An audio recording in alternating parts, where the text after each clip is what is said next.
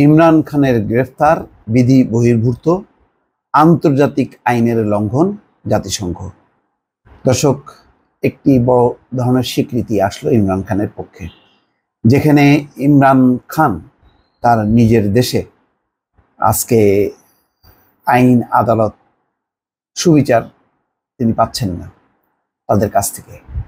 সেখানে জাতিসংঘ একটি বড় ধরনের বক্তব্য দিয়েছে এবং জাতিসংঘের এই বক্তব্যের পর কিন্তু মার্কিন পররাষ্ট্র দপ্তরও কিন্তু সেটির প্রতি সমর্থন জানিয়েছে যে মানবাধিকার অর্থাৎ আইনের শাসন বিচার এগুলোর প্রতি যাতে পাকিস্তান যাতে যথাযথভাবে নজর দেয়।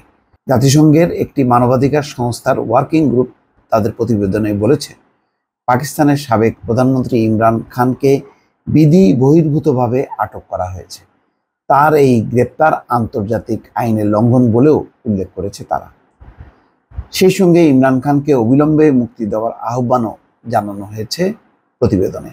কাতার ভিত্তিক সংবাদ মাধ্যম আল জাজিরা মঙ্গলবার এক প্রতিবেদনে এই তথ্য জানিয়েছে। এতে বলা হয়, জাতিসংঘের একটি মানবাধিকার সংস্থার ওয়ার্কিং গ্রুপ তদন্ত করে জানতে পেরেছে যে আন্তর্জাতিক আইন লঙ্ঘন করে পাকিস্তানের সাবেক প্রধানমন্ত্রী ইমরান খানকে নির্বিচারে কারারুদ্ধ করা হয়েছে। এই যে একটা বিষয় যে আবেদন করার পর ইমরান খান এবং বুশরা বিবি তার তৃতীয় স্ত্রী, তাদের বিয়েটা বিধি বহির্ভূত হলো কি হলো না, এইসব নিয়ে যে একটা তাদের যে দণ্ড, সেই দণ্ড খারিজের আবেদনটা বাতিল করে দিল।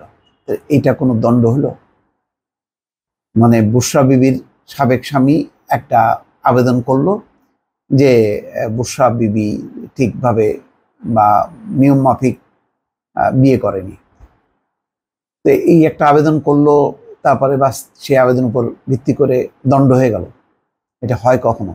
এটা বোঝাই যায় যে এই ধরনের একটা হলো প্রতিহিংসামূলক কার্যক্রম।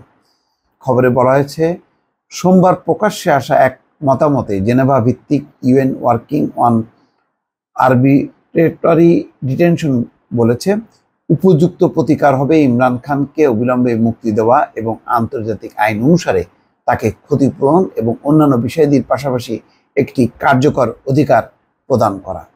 তো দেখা যাচ্ছে যে এটার পর যুক্তরাষ্ট্রের মার্কিন পররাষ্ট্র দপ্তরের বেদান্ত প্যাটেল, সেখানের খবরে বলা হচ্ছে, বেদান্ত প্যাটেল এটার ব্যাপারে জাতিসংঘের এই যে মতামতের প্রেক্ষিতে বলছেন যে মার্কিন কর্মকর্তারা পররাষ্ট্র মন্ত্রণালয়ের সচিব অ্যান্থনি ব্লিংকেন, সহকারী পররাষ্ট্রমন্ত্রী ডোনাল্ড লু কিংবা রাষ্ট্রদূত ডোনাল্ড ব্লোম যেই হন না কেন, পাকিস্তানকে তার আন্তর্জাতিক সংবিধান ও আন্তর্জাতিক প্রতিশ্রুতি অনুযায়ী দেশের জনগণের অধিকারের প্রতি সম্মান দেখানোর আহ্বান জানিয়েছে।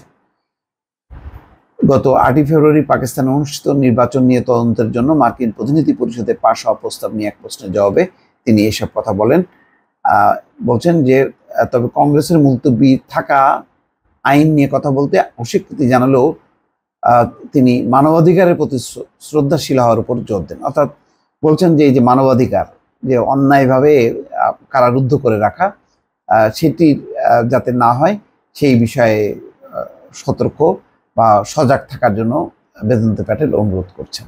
তো এটা একটা বড় ঘটনা যে ইমরান খানের যদি এখন জাতিসংঘের এই মতামত বা অবজারভেশন অনুযায়ী যদি আদালত এবং পাকিস্তান কর্তৃপক্ষ যদি সেটা আমলে নেয়, তাহলে ইমরান খানের মুক্তি নিশ্চিত হবে এবং পাকিস্তান একটা স্বাভাবিক রাজনৈতিক ধারা ফিরবে বলে অনেকে মনে করছে।